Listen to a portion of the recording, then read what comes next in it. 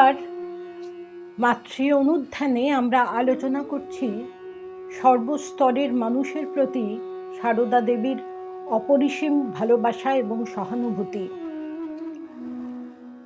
অতীত বাগবাজার সম্পর্কে একটি প্রবাদ আছে, বাগবাজারে গাঁজার আড্ডা, গুলি কোন নগরে।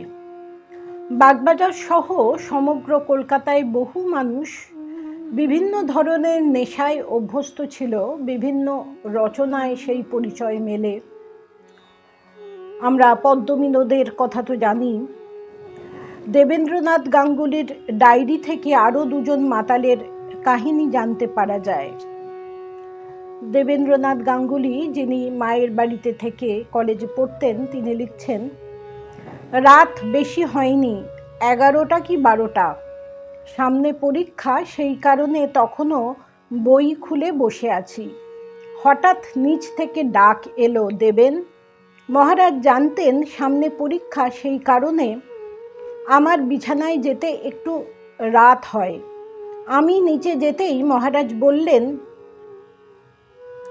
দেখ তো, বাইরে বোধহয় দুটো মাতাল হুজ্জুতি করছে, মায়ের ঘুমের ব্যাঘাত হচ্ছে, ওদের চলে যেতে বল। আমি দরজা খুলে দেখি দুই মাতাল তর্কাতর্কিতে মত্ত। একজন তো নেশার ঘোরে বসেই পড়েছে, অন্যজন দাঁড়িয়ে আছে। আমি গিয়ে ধমক দিয়ে বললাম, এত রাত্রে কি হচ্ছে?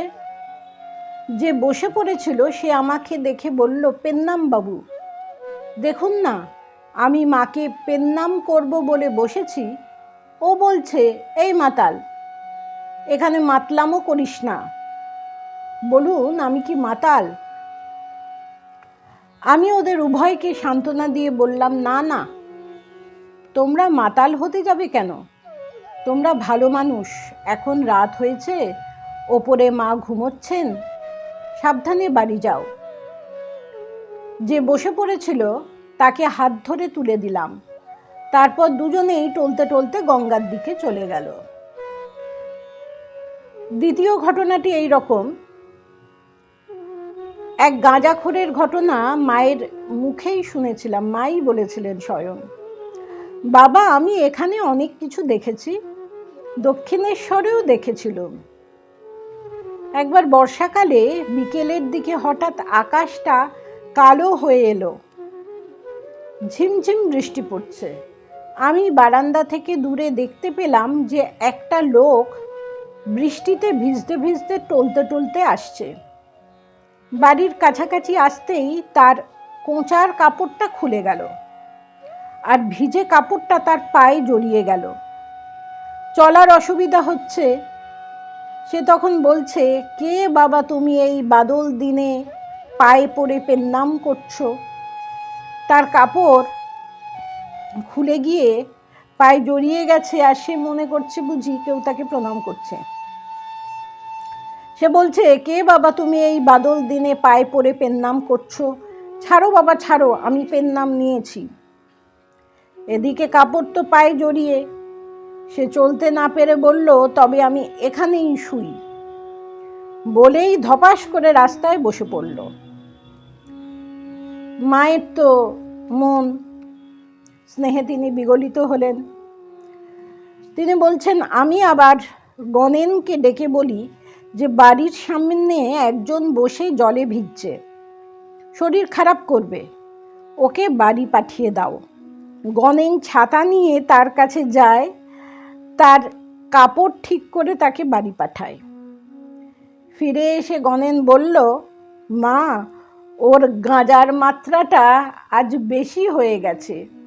শুনে তো আমি হেসে মরি, কি সব কাণ্ড। তা গাঁজাখোরের প্রতিও মায়ের কি দয়া। গাঁজার মাত্রা বেশি হয়ে গেছে, সে টলতে টলতে আসছে বৃষ্টিতে ভিজতে ভিজতে, তার ধুতিটা খুলে পায়ে জড়িয়ে গেছে, ধুতির কোঁচাটা, আর সে ভাবছে বোধহয় কেউ তার পায়ে পড়ে পেন্নাম করছে। সে বলছে, আমি পেন্নাম নিয়েছি, এবার ছাড়ো।